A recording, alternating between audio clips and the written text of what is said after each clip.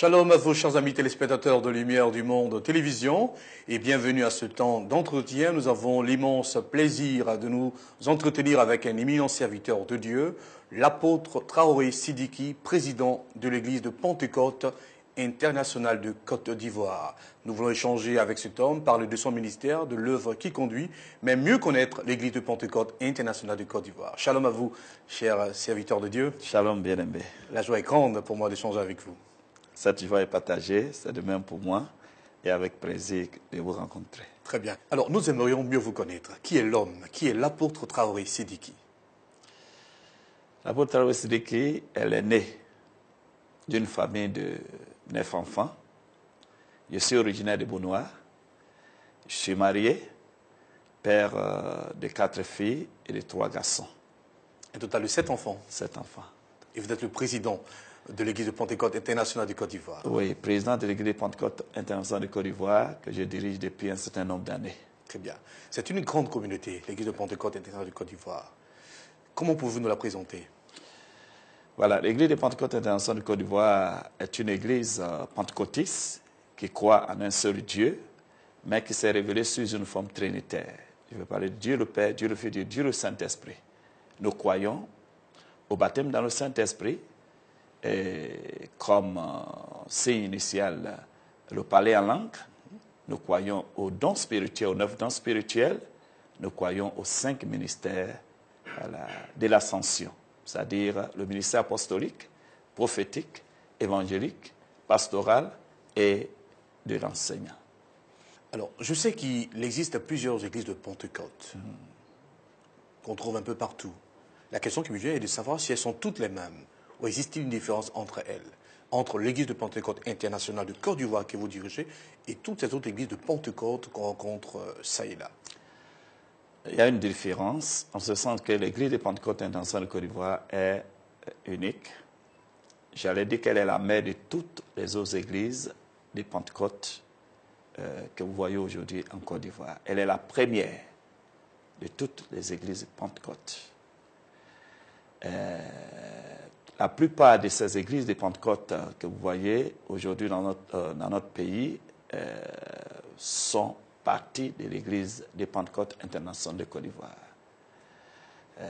Certains, bien sûr, pour d'autres, ils ont souhaité peut-être utiliser le nom Pentecôte, mais pour la plupart, elles sont parties de l'église mère et ont préféré garder, n'est-ce pas, une partie, n'est-ce pas, de l'église mère, c'est-à-dire Pentecôte. Ils ajoutent peut-être un autre élément pour tout juste se différencier de l'église mère. De l'église mère, ouais. D'accord. Alors, si vous devez nous présenter ou nous parler de l'historique de l'église de Pentecôte internationale de Côte d'Ivoire, comment s'est-elle implantée? Son histoire un peu. Voilà, l'historique de l'église de Pentecôte internationale de Côte d'Ivoire est que elle est une église de Pentecôte dans une grande famille, mais elle est d'abord l'œuvre missionnaire d'un Irlandais qui est venu d'abord au Ghana, en Gold Coast d'alors, le Ghana actuel, pour annoncer l'évangile et implanter l'église. Et à partir du Ghana, il a envoyé des missionnaires dans la sous-région. C'est ainsi que le premier missionnaire est arrivé en Côte d'Ivoire au début des années 60, précisément 64, que le premier missionnaire est arrivé ici et a commencé l'évangile. Et progressivement, aujourd'hui, l'église est répandue sur toute l'étendue du territoire national. Alors, depuis donc l'implantation de cette église jusqu'à votre ascension à la présidence, qui sont vos dévanciers, vos pères? En dehors de cet Irlandais, là, oui. Il y a d'autres personnes que vous avez comme pères. Bien sûr, bien sûr. Les pères de l'église sont les missionnaires qui sont venus implanter l'église. Et en plus, quelques serviteurs de Dieu qui les ont suivis juste après ces missionnaires. Mais les missionnaires ont dirigé l'église jusqu'en 96 précisément. Et c'est en 96 que les règnes de l'église ont été confiés aux nationaux. J'ai eu la grâce d'être le premier à qui l'église a été confiée, ou la direction a été confiée. Voilà. Donc, les missionnaires, après les missionnaires, les nationaux, et j'ai été le premier avoir la grâce de diriger cette église. Apôtre Traoré Sidiki, comment êtes-vous parvenu à la pastorat? Parlez-nous un peu de votre appel au ministère. D'abord, à l'église de Pentecôte Internationale de Côte d'Ivoire, il y a beaucoup d'étapes à franchir. D'abord, il faut être un fidèle de l'église. Après cela, assumer d'autres responsabilités telles que le diaconat. Et être ensuite appelé à diriger comme ancien. C'est à partir de là que si les responsables, les leaders détectent en vous le ministère pastoral, vous pouvez être appelé. Donc c'est ainsi, je suis passé par toutes ces étapes. J'ai été fidèle de l'Église, j'ai été leader de la jeunesse, j'ai été ancien de l'Église, et avant d'être appelé dans le ministère pastoral, précisément le 18 août 1981. Une date que vous n'oublierez jamais. Jamais. Qui reste gravée dans votre mémoire. Très bien. Alors, qu'en est-il de votre accession à la tête de cette grande communauté? Comment êtes-vous parvenu à la présidence? Vous avez été choisi ou élu? D'abord, j'ai été choisi. En 1996, j'ai été choisi par les pères de l'Église comme le premier autochtone qui dirige pour la première fois l'Église. J'ai été choisi pour diriger l'Église pendant une période. Et après cette période, l'Église s'est vue octroyer l'autonomie. Et dans l'octroi de l'autonomie, il fallait maintenant passer aux élections. C'est ainsi que mes collègues, dirigés par le Saint-Esprit, ont encore porté les choix sur ma modeste personne pour conduire encore l'Église. Donc j'ai été élu en 2008, j'ai été réélu récemment en 2013. Voilà, donc c'est ainsi. J'ai dirigé, j'ai été choisi pour diriger pendant un temps. Et après cela, j'ai été élu et réélu récemment. Comment portez-vous ce fardeau? Le sentez-vous trop lourd ou serait-il léger pour vous? En termes de ressentiment, est-ce un lourd fardeau d'être président de l'Église de Pentecôte internationale de Côte d'Ivoire? Je crois que toute responsabilité spirituelle est un fardeau. Mais cependant, si le Seigneur vous la confie, c'est le Seigneur lui-même qui vous la confie, il vous accorde les capacités nécessaires pour pouvoir la porter. Très bien. Porter, c'est très bien. Alors votre appui, c'est bien le Seigneur. L'Église de Pentecôte internationale de Côte d'Ivoire constitue, je le crois, une forte et grande communauté. Vous êtes nombreux, mais cependant, l'on vous est très discret, effacé. Alors comment faites-vous? Quelles sont vos méthodes d'approche des populations? L'Église de Pentecôte internationale de Côte d'Ivoire a plusieurs méthodes. Par exemple, l'évangélisation, la prière, mais aussi la formation des disciples. Donc, nous sommes très discrets, mais très efficaces sur le terrain. Nous croyons que faire beaucoup de bruit n'est pas important. L'essentiel, c'est d'être efficace sur le terrain. Donc, par l'évangélisation, nous utilisons toutes les formes d'évangélisation. Nous avons l'évangélisation personnelle, l'évangélisation de groupe, l'évangélisation en plein air, et après ces différentes sortes d'évangélisation, nous avons les évangélisations que nous appelons les croisades d'évangélisation. Nous avons aussi les conversions. Voilà, ce sont des rassemblements de grandes masses, de grands nombres de personnes. C'est-à-dire que nous rassemblons, par exemple, tout un secteur ou plusieurs secteurs ensemble. Voilà, nous sortons pour annoncer l'Évangile et faire des disciples. Qui sont vos collaborateurs au plan national et international? Je vais parler des églises avec lesquelles vous collaborez. En dehors de l'église de Pentecôte internationale de Côte d'Ivoire, quelles sont les églises avec lesquelles vous collaborez? D'abord, nous sommes dans une grande famille. L'église de Pentecôte est une grande famille qui se trouve dans plus de 90 pays au monde. Donc, nous collaborons avec cette famille. Voilà, nous sommes sur tous les continents. Au niveau national, nous collaborons avec tous nos collègues des autres fédérations. Voilà, la fédération Sept-Messi, Fédération évangélique de Côte d'Ivoire, CNPC, etc. J'en passe. Je crois que nous sommes en de bons termes avec toutes les autres fédérations. Je vais parler des autres églises sœurs. Très bien, apôtre Traoré Sidiki, nous allons aborder la question de bilan. Nous avons entamé déjà le deuxième semestre de l'année 2014. Si vous deviez à ce jour faire un bilan de vos activités, comment le trouveriez-vous? Positif? Positif par la grâce de Dieu. Positif par la grâce de Dieu. Nous venons de faire notre bilan semestriel. Je crois bien que Dieu nous a fait la grâce de faire une très bonne moisson en termes d'évangélisation, de gain d'âme, mais aussi dans les autres domaines de la formation. Par la grâce de Dieu, je peux dire que le bilan est bon. D'accord. Gloire rendue au Seigneur, on le dira ainsi.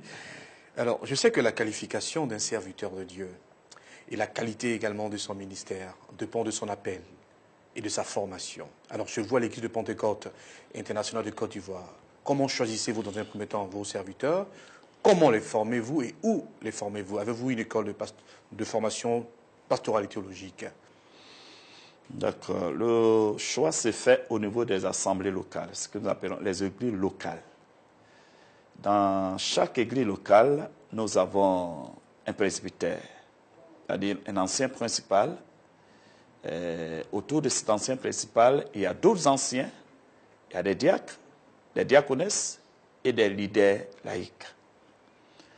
Ceux-là observent les fidèles, travaillent en collaboration avec les fidèles, les observent, et les fidèles qui manifestent, n'est-ce pas, qui développent des qualités de leaders, sont sélectionnés et recommandés au pasteur du district.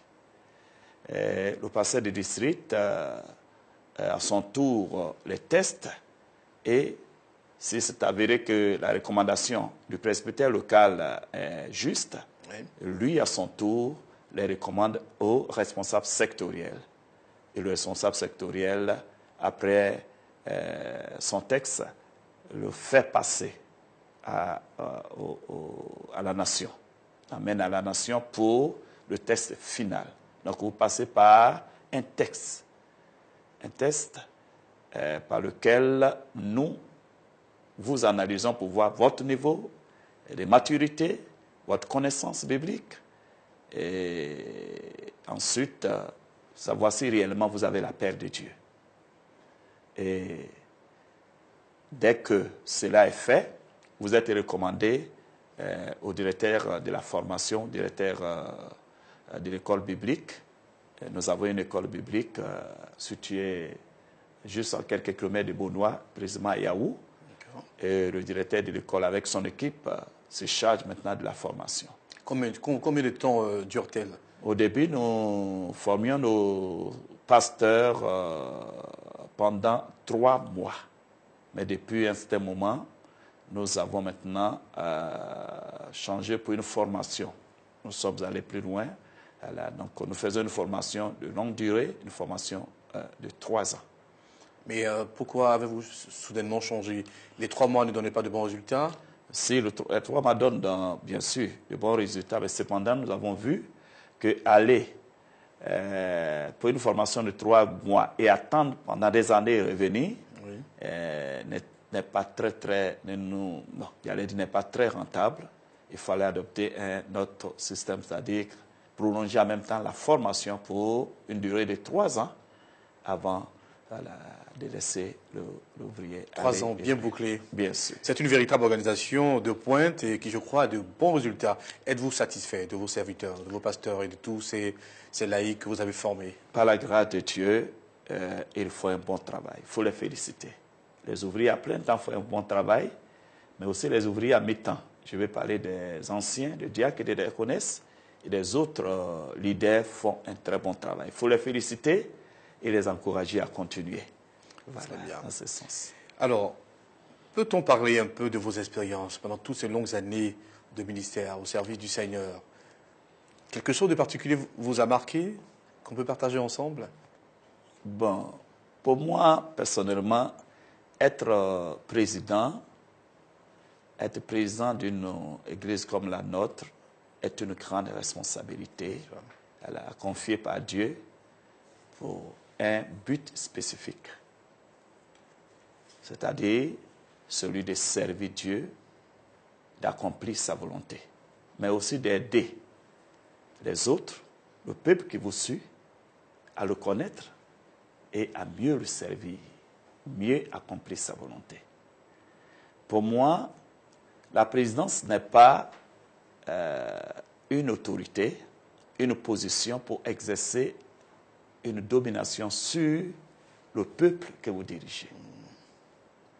Mais la présidence, c'est le parfait exemple du leader serviteur, qui a aussi besoin de servir son peuple, qui a aussi besoin de se mettre à la disposition de son peuple et pour le satisfaire sur tous les plans.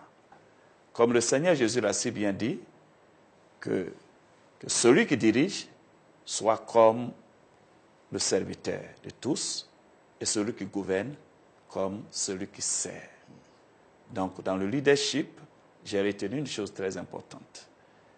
Ne faites jamais prévaloir vos intérêts, mais que les intérêts de Dieu occupent la première place.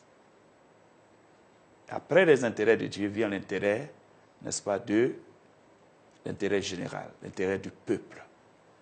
Et vous, vos besoins viennent en troisième position. C'est ainsi que Dieu vous accorde la réussite.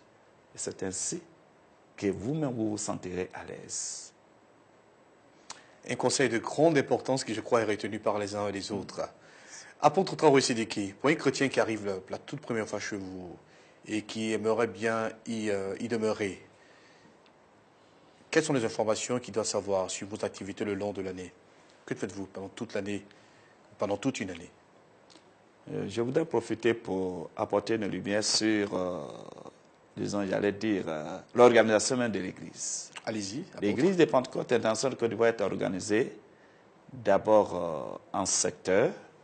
Il y a la nation, il y a les secteurs, il y a les districts, et il y a les assemblées locales. Les assemblées locales sont dirigées par des anciens principaux, aidés par d'autres anciens diacres et diaconesses. Ensuite, sur ces assemblées locales sont établis des pasteurs.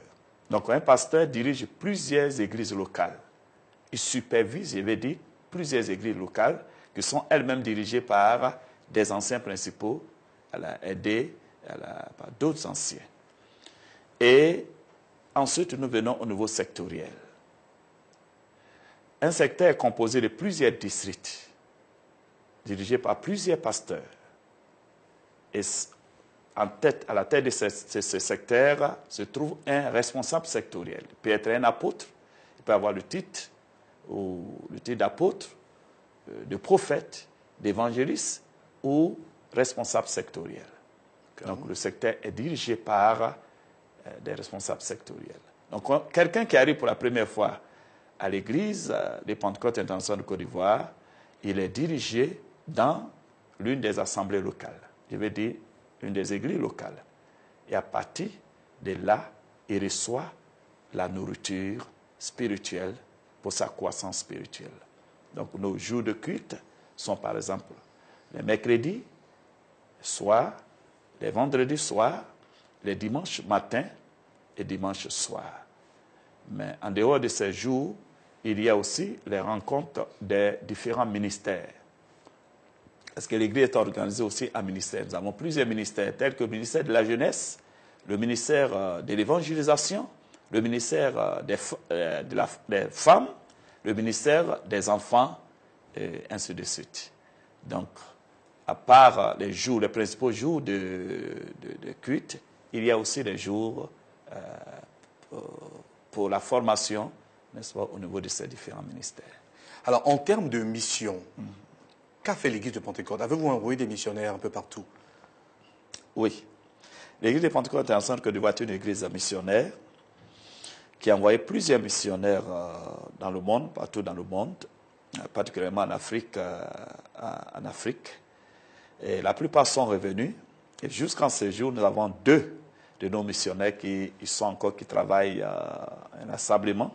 Je vais parler du révérend Niaoué Raymond Bernard qui se trouve en Tunisie et le révérend Kwasi Mienzan qui se trouve en Centrafrique, que je profite, n'est-ce pas, de l'opportunité que vous m'offrez pour les faire un petit coucou et les encourager, les dire que nous sommes de cœur avec eux. Que Dieu les bénisse et les soutienne. Apôtre Traoré, du chemin, je le sais, a été déjà fait, mais beaucoup reste encore à faire, Bien sûr. tant au niveau de l'évangélisation que de l'encadrement même des âmes déjà sauvées, des chrétiens dans l'église locale, de leur bien-être tant sur le plan spirituel, le plan moral, financier, matériel, tout cela. Alors, quelles sont vos perspectives en vue d'améliorer le bien-être de l'église que vous dirigez pour les mois et années à venir? Quelles sont vos perspectives? Nous comptons mettre un accent particulier, continuer à mettre un accent particulier sur l'évangélisation à outrance. Et puis, évangélisation suivie de gain d'âme. La formation des disciples, afin d'en faire des leaders, avoir des leaders, parce qu'une église sans leader n'est pas une église. Bien sûr. En faire beaucoup de leaders. Et puis, mettre aussi un accent particulier sur la formation pastorale, mais aussi la formation des leaders. Le directeur de la formation est à pied d'œuvre avec son équipe pour nous produire, n'est-ce pas, un programme de formation qui va s'étendre sur toute l'étendue du territoire national. C'est-à-dire qu'à part la formation qui est accordée aux pasteurs, nous avons la formation des leaders laïcs. Et cette formation, nous allons la décentraliser pour que l'équipe de formation se rapproche du peuple, des leaders qui seront formés. Donc nous avons vraiment un travail important à abattre dans ce domaine. Mais aussi, dans d'autres domaines encore, c'est-à-dire nous comptons aller dans d'autres domaines tels que la construction d'écoles et des centres de santé. Et très bientôt, notre première école verra le jour, et très très bientôt. Donc nous sommes à pied d'œuvre pour élargir, n'est-ce pas, notre vision pour de plus grandes choses à venir. Avez-vous une idée juste exacte du nombre de membres que vous comptez à ce jour? La grande famille. L'Église des Pentecôtes internationale de Côte d'Ivoire compte présentement plus de 80 000 fidèles.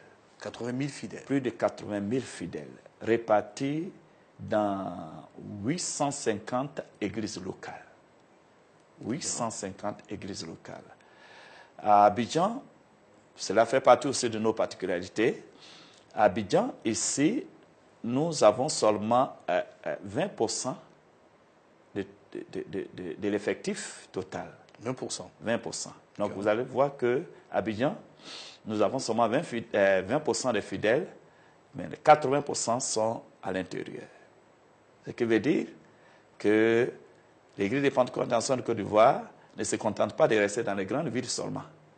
Mais l'une de nos particularités, c'est que nous sommes répandus sur toute l'étendue du territoire.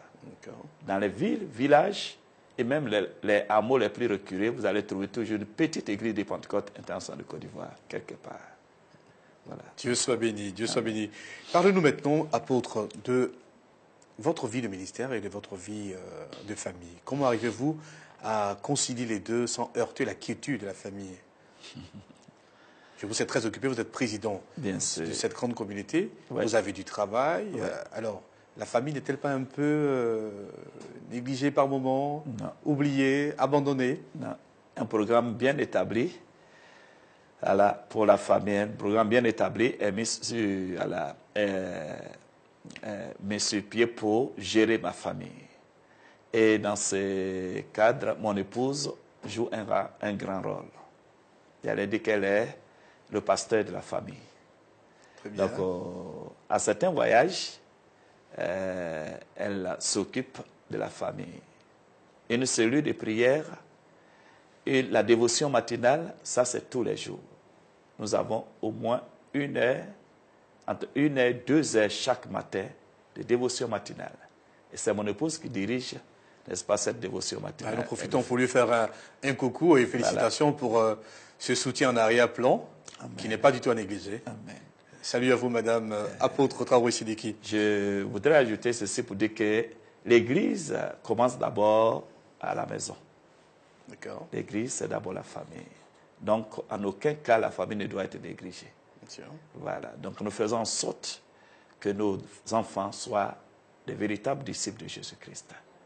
Et en plus de cela, étant très occupés, nous faisons en sorte que toutes nos tâches soient assumées comme il se doit. En général, je voyage beaucoup. Oui, en général, parlons de voyage justement. Vos absences durent combien de temps? Quand vous partez en mission, la famille est-elle laissée pendant combien de temps maximum? Un an, 2 ans? Non, non. À l'intérieur, au plus 2 semaines. 2 semaines. Au plus 2 semaines. À l'extérieur, je ne fais pas plus d'un mois.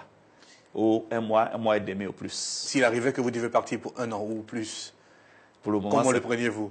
Pour le moment, ça ne serait pas encore Mais si cela devait arriver Pour le moment, ça ne s'est pas encore produit, mais si cela devait arriver, je prendrai les dispositions nécessaires pour que la famille soit bien protégée et continue, n'est-ce pas, de servir le Seigneur comme c'est doit, comme c'est aucun souci. Voilà. Dieu soit béni. Nous sommes pratiquement au terme de cet entretien. Si vous deviez lancer un message à toute l'Afrique et au-delà, à toute la grande communauté de l'Église de Pentecôte internationale de Côte d'Ivoire et aux églises sœurs avec lesquelles vous collaborez, un message d'appui à vos collaborateurs pasteurs, que leur diriez-vous? Merci de me donner cette opportunité. Si j'ai un message à lancer, ce message sera de répéter ce que Jésus a dit. Le Seigneur Jésus a dit que la moisson est grande, mais il y a peu d'ouvriers. Je voudrais dire que nous vivons dans les derniers temps. Chaque chrétien doit se considérer comme étant cet ouvrier-là partout où il se trouve, afin de se mettre au service du Seigneur pour la moisson des âmes. Avant qu'il ne soit trop tard. Car comme le Seigneur l'a dit, la nuit arrive où personne ne peut travailler. Pendant qu'il est jour, c'est le moment de travailler pour la moisson des âmes. Merci. Merci, apôtre Traoré Sidiki, pour ce message fort et très touchant. Et aussi félicitations à vous pour l'organisation de l'Église de Pentecôte internationale de Côte d'Ivoire, une organisation très dynamique. L'œuvre est encore grande, beaucoup reste à faire. Nous vous souhaitons une bonne continuation dans l'œuvre. Merci bien. Puis Dieu bénisse votre ministère et que cette œuvre prospère entre vos mains. Nous voudrions également transmettre de nos salutations à la grande communauté de l'Église de Pentecôte internationale de Côte d'Ivoire, également à votre chère et tendre épouse, aux enfants. Merci. Que Dieu bénisse la grande famille. Dieu vous bénisse, à vous, et merci au directeur, si vous me donnez l'occasion, merci au directeur de LMTV et à tous ses collaborateurs pour cette opportunité. Et je voudrais également vous féliciter pour le bon travail que vous faites. Parce que LMTV fait vraiment un travail de qualité. Merci une fois encore à vous, cher apôtre Traoré Sidiki. Merci. Voilà, chers amis téléspectateurs, c'est ici que prend fin ce temps d'entretien. Je le rappelle, nous étions avec l'apôtre Traoré Sidiki, président de l'Église de Pentecôte internationale de Côte d'Ivoire. Nous vous souhaitons une très bonne suite de programme sur Lumière du Monde Télévision et à très bientôt. Shalom.